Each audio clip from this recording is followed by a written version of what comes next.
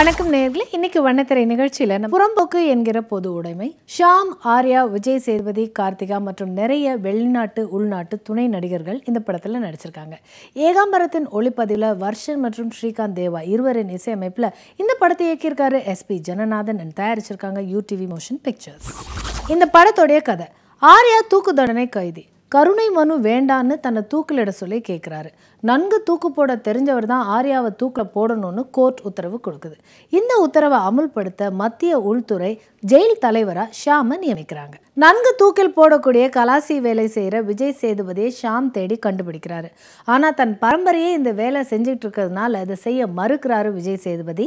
ஷாம் அவரை மிரட்டி சம்மதிக்க வைக்கிறாரு. இதற்கிடையே ஆர்யாவின் குழுவை சேர்ந்த கார்த்திகா அண்ட் கோ ஒருவேளை விஜய் சேதுபதியை கொன்னுட்டா தூக்கில் போடக்கூடிய நாள் தள்ளி போகும், அதுக்குள்ள ஜெயிலில் இருக்கிற ஆர்யாவை தப்பிக்க வச்சிடலாம் அப்படின்னு ஒரு திட்டம் போட்டு விஜய் சேதுபதியை பின்தொடர்றாங்க. தூக்கில் போட முடியாம மன அழுத்தத்தினால் தற்கொலை செய்ய முயற்சி செய்யும் விஜய் சேதுபதியை அவரை பின்தொடர்ந்து போற கார்த்திகாவும் அவங்களுடைய குழுவினரும் காப்பாத்துறாங்க.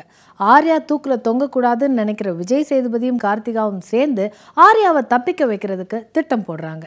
இவங்களுடைய திட்டப்படி ஆர்யா ஜெயில இருந்து தப்பிக்கிற அந்த நாள்ல ஜெயில் தலைவர் ஷாம் கிட்ட மாட்டிக்கிறாரு. இதனால விஜய் சேதுபதிக்கும் கார்த்திகா குழுவினருக்கும் தொடர்பு இல்லாமலே போயிடுது.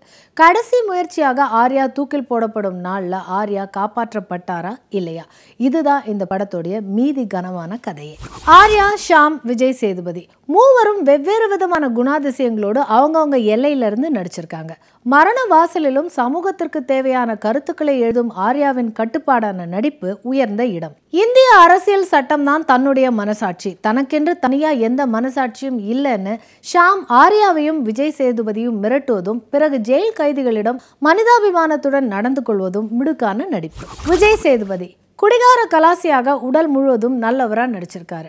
ஷாம் ஆர்யாவை தூக்கில் போட சொல்லும் காட்சியில் அது முடியாதுன்னு சொல்லி மணலில் விழுந்து புலம்புவது அழுக்காக இருந்தாலும் நடிப்பு தாயின் தலைமகனாக தன்னுடைய நடிப்பை வெளிப்படுத்தியிருக்காரு. கார்த்திகா தைரியமும் அறிவும் கலந்து நடிச்சிருக்காங்க. இந்த படத்துல வர எல்லா துணை நடிகர்களுமே ஒரு ஷார்ட்டா இருந்தாலும் வெறுமனே வந்து போகாம அந்த கதாபாத்திரமாகவே மாறி நடிச்சிருக்காங்க.